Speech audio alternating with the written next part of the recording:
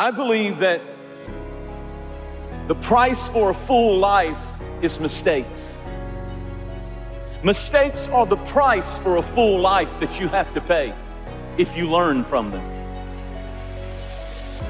I believe that hell wants to maim you and mock you with your mistakes. But heaven wants to make you and transform you by your mistakes.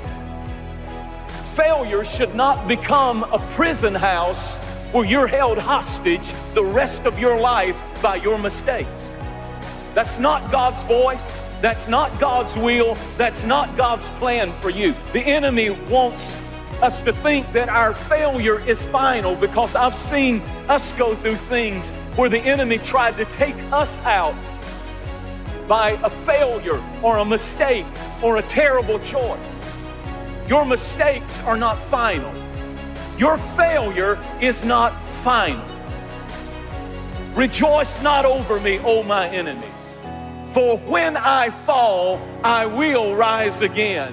When I sit in darkness, the light will come. I want somebody to hear me clearly. You might have made a mistake, but you're not one. You might have failed, but you're not a failure. You might be down, but down is not your destiny. There is a resurrection coming to your dream, to your life, to your call, to your purpose. You might have fallen and you might have failed and you might have made a mistake, but you are not a mistake. And God will never define you by the worst mistake and choice you made in life. Critics will, attackers will, haters will, people will, but God will never define you by your worst mistake. And I need you to think that great is His mercy towards us. I love the story of Simon Peter. I love the fact that God loved him after he messed up.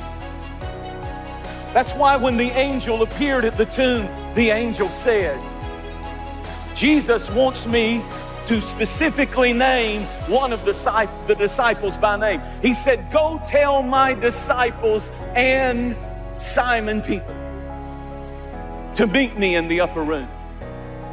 The same guy who denied Christ, the same guy who lied, the same guy who cut a man and got violent, the same guy who failed and failed miserably. He said, you tell my disciples and you tell Peter. He named him specifically, I believe, because he wanted his critics to hear, I do believe in my good disciples, but I also still believe in my fallen disciples. And I'm here to preach to some people who've messed up and the enemy's told you your call is over, you're blessed, your dream is shredded, you don't have any hope, you don't have any future. There is restoration available for you, and He still has His hand on your life. Isn't this something that it was Simon Peter who preached on the day of Pentecost? He didn't choose the other 11. He chose the one who messed up. And that's what I've come to prophesy and preach to tonight, that some of you have fallen, some of you did it, some of you messed up, but the Lord sent me to tell you there's still life in your dream. There's still life in your call. There's still life in your purpose. There's still life in what God has called you to do.